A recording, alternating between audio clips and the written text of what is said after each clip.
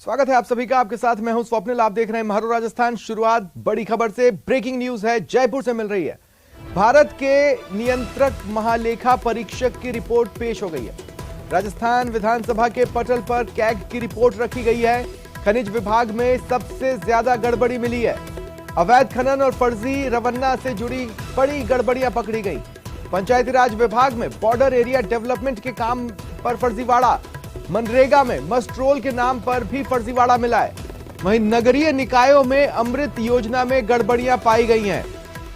LSD UDH में लेखा परीक्षा के प्रति कम संवेदनशीलता से काम किया गया। निकायों ने अपनी आय बढ़ाने के लिए कोई कार्य नहीं किए। चलिए बढ़ते आगे। सवाल है, ध्यान से सुनिए, कुत्ता या अस्पताल, जानलेवा कौन? सिरोही में कुत्तों का आतंक है। एक नवजात को कुत्तों ने नोच नोच कर मार डाला। अब पूछिए कहां? अस्पताल में यह घटना हुई है। उस मासूम के शरीर के टुकड़े टुकड़े कर दिए। अस्पताल प्रबंधन की बड़ी लापरवाही सामने आई, लेकिन अस्पताल की लीपापोती भी सामने आ रही है। नवजात की मां से कोरे कागज पर साइन भी करवा लिए गए। देखिए, आवारा कुत्ते अस्पताल में घूमते आए दिन नजर आते हैं। समय समय पर हमने भी तस्वीरें पहुंचाई। 7 साल की बच्ची पर भी कुत्ते ने आज अटैक किया। 2 घटनाएं सिरोही में।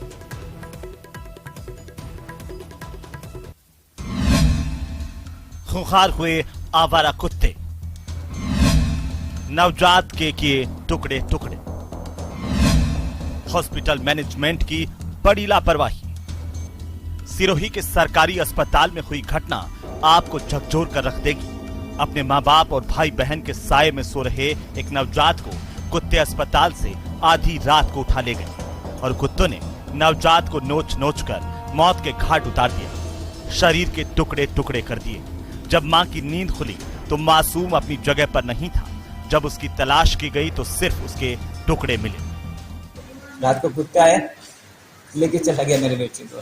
कितने साल का था बच्चा? साल का नहीं था, 29 दिन का था या 28 दिन का, महीना पूरा नहीं हुआ। और इसी हॉस्पिटल में डिलीवरी हुई थी। और वो बाहर जाके देखा तो सब गर्दन अलग, हाथ पैर अलग। तो दूसरी ओर लापरवाही की पराकाष्ठा देखिए। पहले अस्पताल से कुत्ते मासूम को उठा ले जाते हैं, तो वहीं अस्पताल मैनेजमेंट ने अपनी नाकामी छिपाने के लिए तुरंत नवजात का पोस्टमार्टम करवाया और उसे दफना दिया।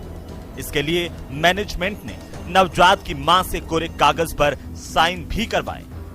नहीं, पहले खाली पन्ना ही दिया था, फिर साइन कराया। फिर उन्होंने बोला था, क्या बोला? कि अंतिम संस्कार के लिए। आपकी सहमति है कि नहीं थी। 4-5 पुलिस वाले वही थे खड़े, तो उन्होंने साइन करवाए थे। लापरवाही उजागर हुई तो अस्पताल प्रबंधन ने जांच का हवाला दिया, लेकिन जब हमारे संवाददाता घटना के बाद अस्पताल का जायजा लेने पहुंचे तो कुत्ते बेखौफ अस्पताल परिसर में घूमते नजर आए। यानी घटना के बाद भी अस्पताल प्रबंधन की नींद नहीं खुली। कहीं ना कहीं देखा जाए तो बड़ा हादसा होने के बाद भी यहाँ पर कुत्ते जो है मैदान में यानी कि घूम रहे हैं, लेकिन प्रशासन के ऊपर, जो हॉस्पिटल प्रशासन के ऊपर अभी तक किसी प्रकार की कोई जो है कुंभकर्ण की नींद जो नहीं खुलती हुई नजर आ रही है। क्योंकि अगर वो सूद लेते तो ये यहाँ पर आवारा कुत्ते जो उनको पकड़कर जब उनका रेस्क्यू किया जाता और उनको कहीं ना कहीं जो है उनको बाल जो छोड़ा जाता। वहीं घटना को लेकर बीजेपी कार्यकर्ताओं ने एडीएम को ज्ञापन सौंपा और कार्रवाई की मांग की। तो वहीं ये मामला सदन में भी गूंज उठा। शांति धारीवाल और संयम लोढ़ा के बीच सदन में तीखी नोकझोंक हुई। चिकित्सा पे आप ये बात उठाते तो ज्यादा बेहतर था। नहीं दिला में मेरा ध्यान आ गया, लेकिन चिकित्सा पे बात, चिकित्सा के वक्त में आप मुख्यमंत्री के प्रतिनिधित्व कर रहे हैं यहाँ पर। मैं कह रहा हूँ चिकित्सा के डिमांड पे बात। चिकित्सा से लेना देना नहीं। आपकी चौकी भी वहाँ लगी हुई है। आपकी पुलिस की चौकी भी वहाँ लगी हुई है। पुलिस की चौकी भी है वहाँ हॉस्पिटल के अंदर। प्लीज बैठिए। आपको खुद को आगे बढ़ करके कहना चाहिए कि हम अभी मुख्यमंत्री से बात करके घोषणा करते हैं।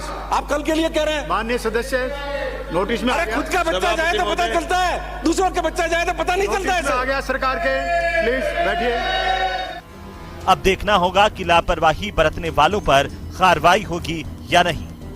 न्यूज़ 18 राजस्थान के लिए सिरोही से प्रतीक सोलंकी की रिपोर्ट।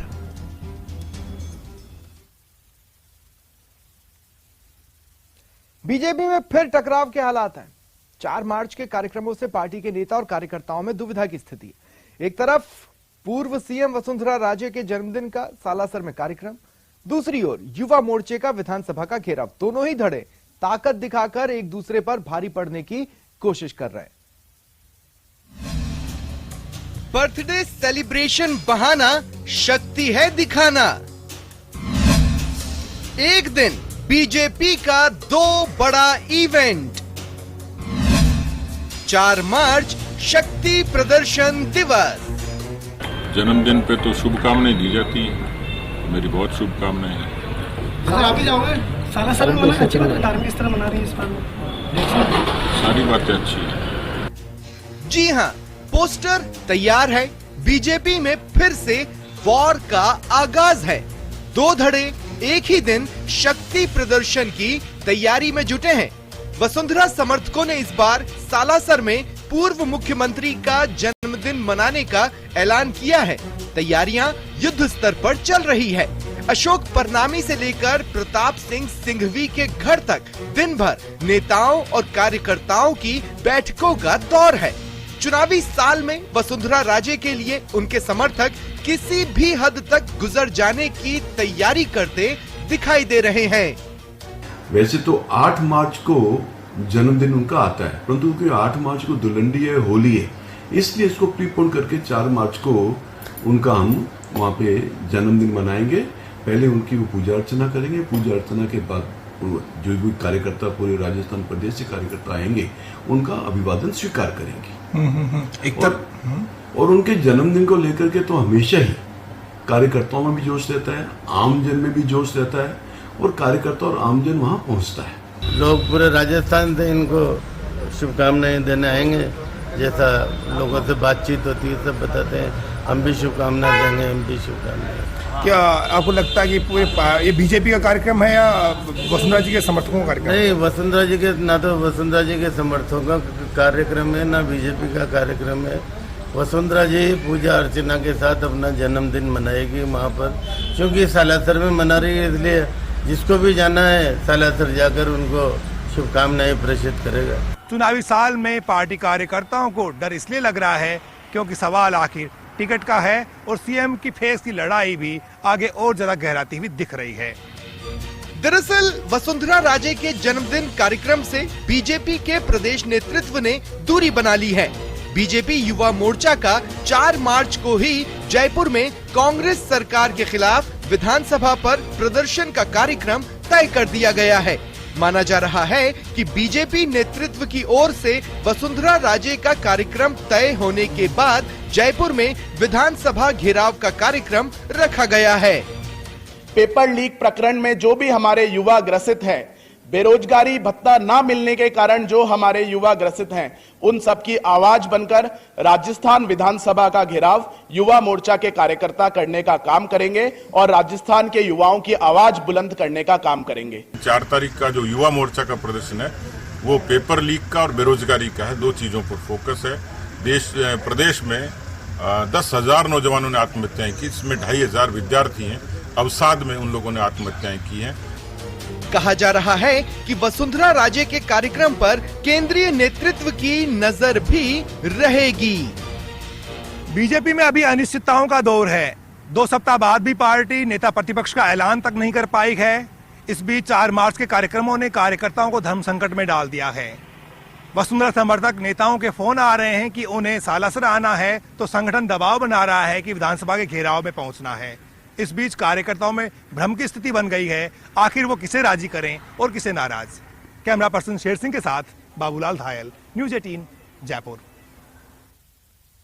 विधानसभा में आज कई मुद्दों पर बहस हुई। कांग्रेस विधायक हरीश मीणा ने नेटबंदी का मुद्दा उठाया। इसी दौरान टीकाराम जूली और मीणा के बीच बहस हुई। दूसरी ओर अधिवक्ताओं के कार्य बहिष्कार का भी मामला उठा। सिरोही में नवजात की मौत मामले में नोकझोंक देखने को मिली। पेपर लीक राजस्थान में क्यों होता है और राजस्थान में इंटरनेट बंद क्यों होता है? ये आईएएस का एग्जाम पूरे हिंदुस्तान में होता है, हर साल होता है। मैंने तो नहीं सुना कभी कोई भारत सरकार इसको इंटरनेट बंद करती होगी। India tops list of global internet shut offs. और अरे मेरे भाई सुन तो सही, मैं जानता हूं तू मंत्री है और हिंदुस्तान में राजस्थान टॉप इस नंबर 1। समझ गया? कहां से? चलिए, जो भी है। विगत 9 दिन से राजस्थान के 70,000 अधिवक्ता लगातार हड़ताल पर है। 800 न्यायालयों में न्यायिक कार्य ठप पड़ा है। हजारों पक्षकार परेशान है और सरकार ने अपने निजी घोषणा पत्र में पैरा पृष्ठ 36 पैरा 19 में एडवोकेट प्रोटेक्शन एक्ट को लागू करने की बात कही। और जब पहला बजट प्रस्तुत हुआ, बजट के पैरा नंबर 19-20 के पैरा 183 में सरकार ने इसी सदन में घोषणा की थी, अधिवक्ताओं की समय समय पर जो उठाए गए मुद्दों को हल करने के लिए संसदीय कार्य मंत्री जी विराजे हैं, इनकी अध्यक्षता में एक कैबिनेट सब कमेटी बनी। 25 नवंबर 2019 को कैबिनेट सब कमेटी बनी और कैबिनेट सब कमेटी को बार काउंसिल ऑफ राजस्थान ने प्रारूप दिया एडवोकेट प्रोटेक्शन एक्ट का। कई बार चिकित्सा पे आप ये बात उठाते तो ज्यादा बेहतर होता। नहीं दिला में मेरा ध्यान आ गया, लेकिन चिकित्सा पे बात, चिकित्सा के आप मुख्यमंत्री के प्रतिनिधित्व कर रहे हैं यहाँ पर। मैं कह रहा हूँ चिकित्सा के डिमांड पे बात। चिकित्सा से लेना देना नहीं। आपकी चौकी भी वहाँ लगी हुई है, आपकी पुलिस की चौकी भी वहाँ लगी हुई है, पुलिस की चौकी भी है वहाँ हॉस्पिटल के अंदर। प्लीज बैठिए। आपको खुद को आगे बढ़ करके कहना चाहिए कि हम अभी मुख्यमंत्री से बात करके घोषणा करते हैं। आप कल के लिए कह रहे हैं। माननीय सदस्य, नोटिस में अरे खुद का बच्चा जाए तो पता चलता है, दूसरों का बच्चा जाए तो पता नहीं चलता है। आ गया सरकार के। प्लीज बैठिए। जयपुर में शहीद की वीरांगनाओं की मांगों पर धरने का मामला पुलिस कमिश्नरेट पहुंचा। किरोड़ी लाल मीणा और गृह राज्य मंत्री राजेंद्र वीरांगनाओं की मांगों को लेकर दोनों के बीच वार्ता हुई। किरोड़ी लाल मीणा ने विधानसभा के बाहर धरना दिया था।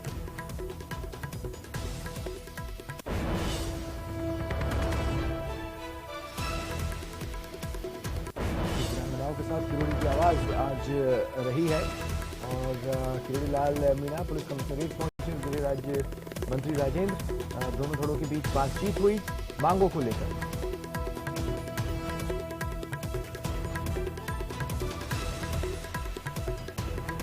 राज्यसभा सांसद किरोड़ी लाल मीणा विधानसभा के बाहर पुलवामा अटैक में शहीद हुए जवानों की वीरांगनाओं के धरने में शामिल हुए। मामला पॉइंट ऑफ इंफॉर्मेशन के तहत सदन में भी उठा। इधर किरोड़ी लाल मीणा वीरांगनाओं और उनके परिजनों के साथ अमर जवान ज्योति की ओर पैदल कूच करते दिखे। इस दौरान किरोड़ी समर्थकों की पुलिस से तकरार भी देखने को मिली। और प्रतिमा बनाने का कहा था, सरकार ने आखिर में नहीं लगाई तो प्रतिमा इन्होंने ही लगा ली। बाउंड्री तक सरकार नहीं बना रही। सड़क बनाने का कहा, वो भी नहीं बनाया।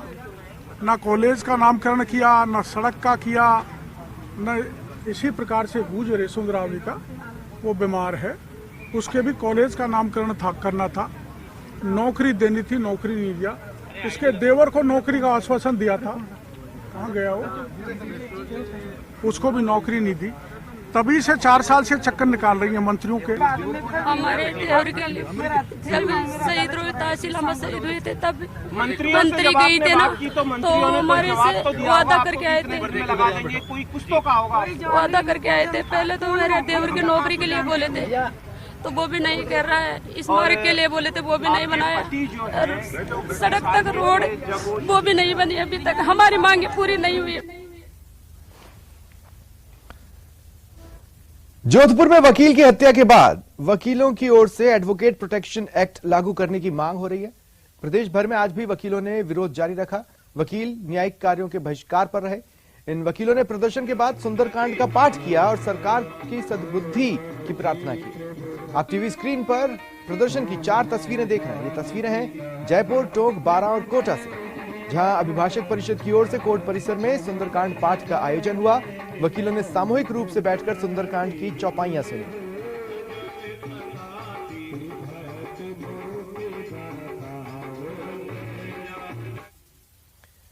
जयपुर के जेडीए ट्रिब्यूनल कोर्ट के वकीलों ने भी प्रोटेक्शन एक्ट लागू करने की मांग को लेकर ट्रिब्यूनल कोर्ट परिसर में कार्य बहिष्कार किया।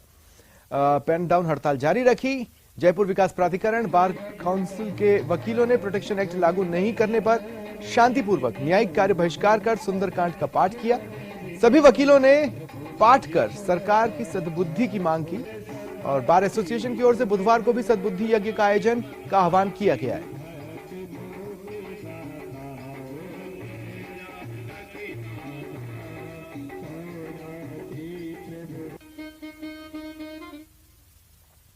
वकील जुगराज हत्याकांड की आग शांत होती नहीं दिख रही। प्रदेश भर में अधिवक्ता करीब 10 दिनों से न्यायिक कार्यों के बहिष्कार पर हैं। अब वकीलों ने आगामी दिनों में विधानसभा का घेराव करने का ऐलान किया है।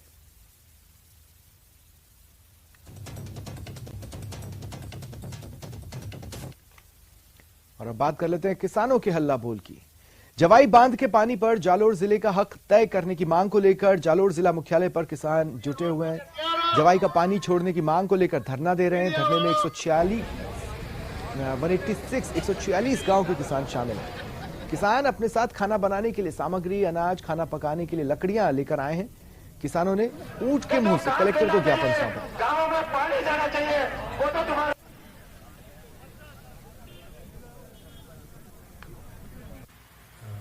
जैसे कि ध्यान है, अभी हमारे कलेक्ट्रेट के सामने की ओर किसान कुछ धरने पर बैठे हैं और उनकी जो मांगे हैं वो जैसे जवाई बांध का पुनर्भरण जो ऑलरेडी सरकार कर रही है उसको शीघ्र टेंडर प्रक्रिया पूरी हो, शीघ्र उसको अमली जामा पहनाया जाए। तो मनुष्य तो हम थक गए, अब पशुओं को लाना पड़ेगा मैदान में, इसलिए आज ऊंट लेके आए, ऊंट के माध्यम से ज्ञापन पहुंचाएंगे। यहाँ के नेता है ना, ऊंट के समान ही है। 4 महीना पहले धरना हुआ था, उसमें समझौता हुआ था, अभी तक कोई पानी का निर्णय नहीं हुआ है और बजट तो घोषित किया पर वो काम स्टार्ट भी नहीं किया।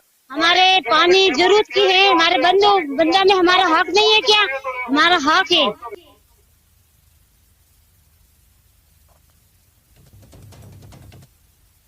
और चलिए यहां पर रुकते हैं एक छोटे से ब्रेक के लिए।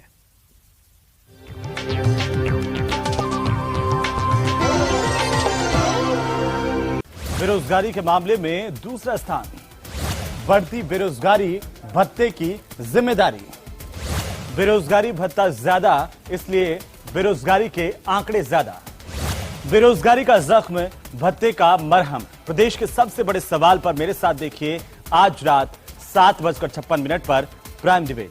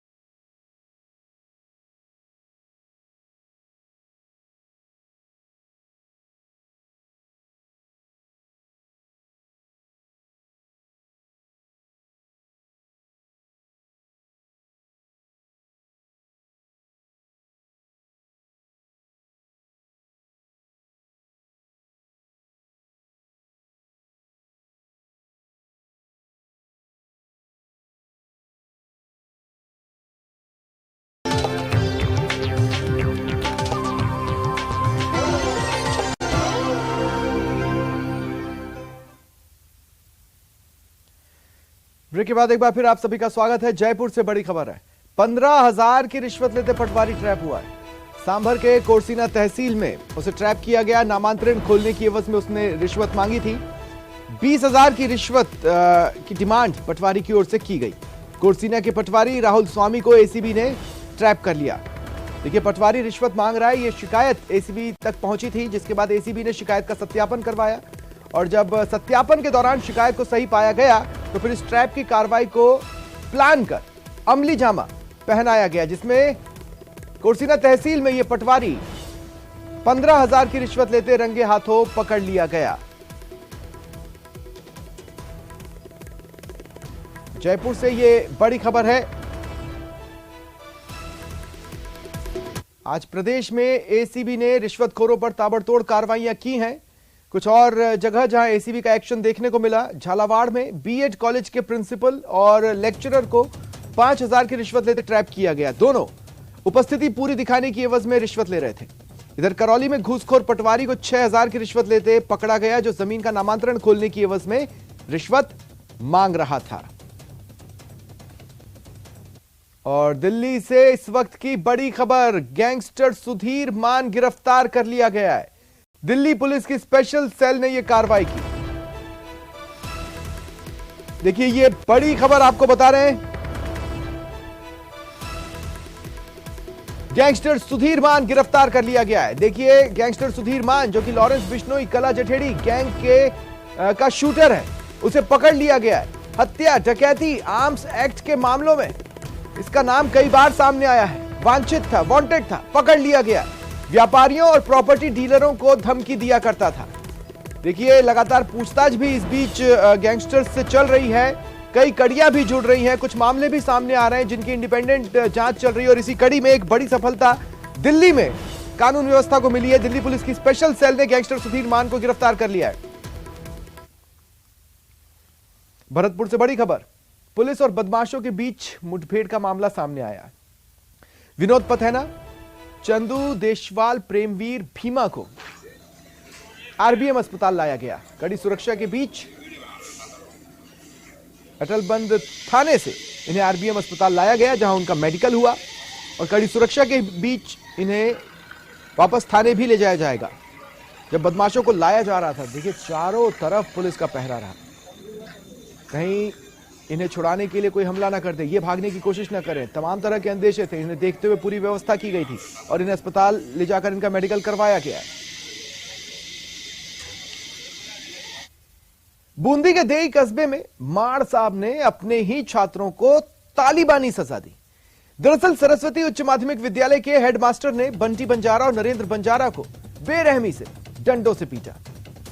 बात सिर्फ इतनी थी कि दोनों छात्र एक दिन गैर हाजिर रहे। इसकी पेनल्टी डंडों से वसूली गई। माड़ साहब नाम कल्याण मीणा दोनों छात्रों को इस कदर पीटा कि शरीर पर डंडों के निशान है। छात्रों ने घर आकर परिवार वालों को बताया। परिवार वाले देई थाने पहुंचे और हेडमास्टर कल्याण मीणा के खिलाफ मुकदमा दर्ज करवाकर कार्रवाई की मांग की। सरस्वती उच्च माध्यमिक विद्यालय देई के छात्र बंटी बंजारा और नरेंद्र बंजारा ने थाने पर उपस्थित होकर इस आशय की रिपोर्ट दीजिए, विद्यालय में हमारी गैरहाजिर होने से पेनल्टी लगती है। इस बात को लेकर प्रधानाचार्य कल्याण मीणा द्वारा हमारे साथ मारपीट की गई है। इस रिपोर्ट पर थाना आजा पर मुकदमा दर्ज कर अनुसंधान किया जा रहा है। भरतपुर में पुलिस मुठभेड़ में गोली लगने से जख्मी हुए हार्डकोर बदमाश विनोद पथैना जयपुर में शिप्रापत थाना पुलिस का वांटेड है। एक बिल्डर से करीब 50 लाख रुपए की रंगदारी वसूलने के लिए धमकाने के मुकदमे में जयपुर पुलिस को विनोद पथैना की तलाश थी। ऐसे में जयपुर पुलिस उसे प्रोडक्शन वारंट पर गिरफ्तार कर पूछताछ करेगी।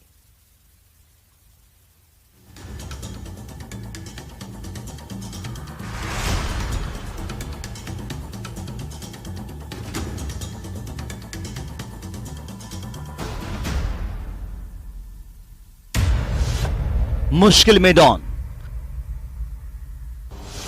50 लाख की रंगदारी मांगनी पड़ी भारी। अब फिर से होगी विनोद पथैना की गिरफ्तारी। प्रोडक्शन वारंट पर गिरफ्तार होगा विनोद। बिल्डर से 50 लाख रंगदारी मांगने का मामला। अब शिप्रापत पुलिस भी करेगी विनोद को गिरफ्तार।